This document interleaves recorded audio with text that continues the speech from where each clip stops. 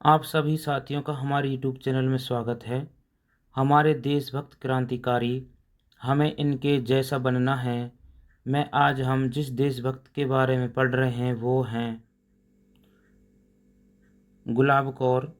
भारतीय स्वतंत्रता संग्राम में वीर स्वतंत्रता सेनानियों के साथ कंधे से कंधा मिलाकर चलने वाली कई वीरांगनाएं भी रही हैं।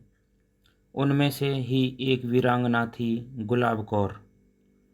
उन्हें स्वतंत्रता आंदोलन में सबसे महत्वपूर्ण महिला के रूप में जाना जा सकता है, क्योंकि उन्होंने विदेशों में भारतीय प्रवासियों को एकजुट किया और देश में आज़ादी के आंदोलन में शामिल होने के लिए तैयार किया गया था।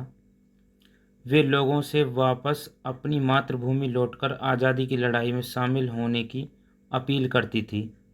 उनका एक किस्सा आपको बताते हैं। हांगकांग में रोज़ प्रवासी भारतीयों की बैठक होती थी, जिनमें गदर पार्टी के नेता भाषण देते और आज़ादी की लड़ाई में शामिल होने की अपील करते। भाषणों के बाद एक महिला उठती, सुरीले व जोशीले स्वर में गदर की गूंज कविता की पंक्तियां पढ़ती।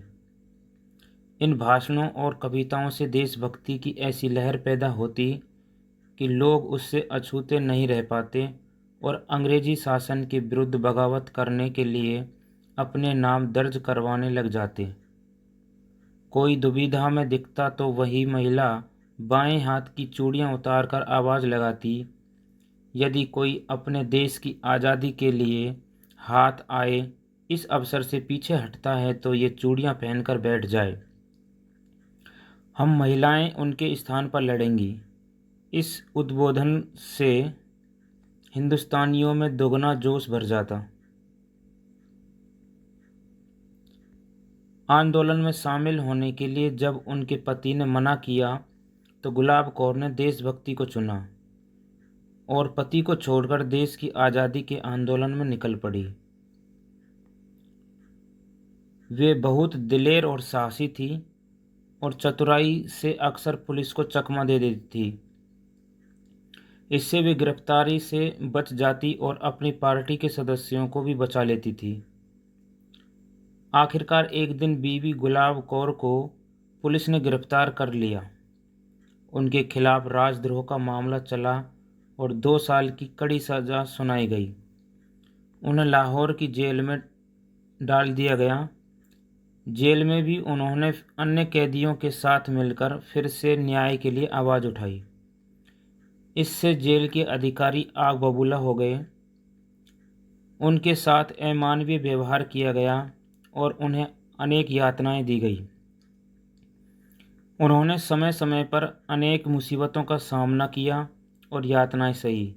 वे चाहती तो अपने पति के साथ आरामदायक जीवन व्यतीत कर सकती थी, परंतु देश के हित के लिए उन्होंने लोगों को का एकजुट होना जरूरी माना और उसमें अपना योगदान देना जरूरी समझा।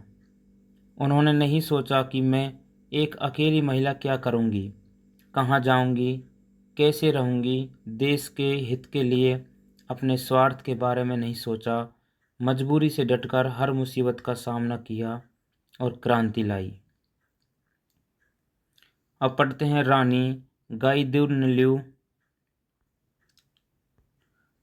आज यह सोचने में भी अकल्पनीय लग सकता है, लेकिन आज़ादी का जुनून ऐसा था कि इसके लिए बच्चे, बूढ़े, जवान सब एक जैसे जोश के साथ जान हथेली पर रखकर निकल रहे थे। सुदूर पूर्वोत्तर भारत के नागा क्षेत्र में महज 13 वर्ष की एक आदिवासी लड़की गाइदिन्ल्यू अपना बचपन छोड़कर अंग्रेजों के खिलाफ लड़ाई में न सिर्फ उतर पड़ी, बल्कि बहुत जल्द पूरे इलाके में इस लड़ाई का नेतृत्व भी करने लगी। 13 वर्ष की उम्र में आजकल बच्चे सामान्यतः अपने स्कूली जीवन में मित्रों के साथ पढ़ाई लिखाई और खेल कूद में व्यस्त रहते हैं, लेकिन इसी उम्र में गाइदिन्ल्यू में अपने समाज और देश के लिए इतना जज्बा और जुनून था कि वे क्रांतिकारी बन गई।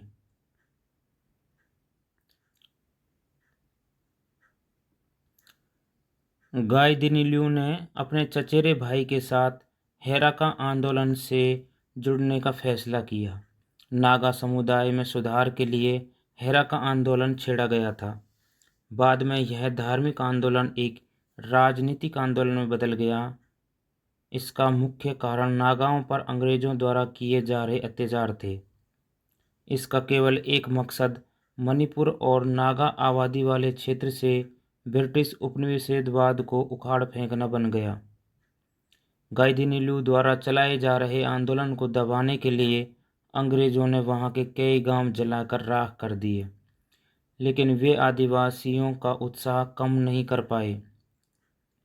स्थान बदलते अंग्रेजों की सेना पर छापामार प्रहार करते हुए गाइदिनिल्यू ने एक ऐसा किला बनवाने का फैसला किया जिसमें उसके 4000 साथी रह सकें।